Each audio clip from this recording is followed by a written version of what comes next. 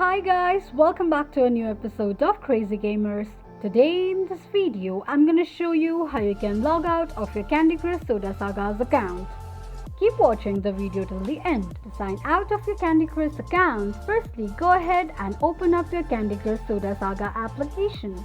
The home page of Candy Crush account will appear on the screen. Tap on Profile from the home page. From the pop-up option, tap on Logout option. Confirm logging out of your account by tapping on Logout once again. This is how you can log out of your Candy Crush Soda Saga account quickly and easily just in few steps. If you have any thoughts or queries, let us know in the comments section. Don't forget to subscribe to our channel. Also press the notification bell icon so that YouTube will notify you whenever we post a new video.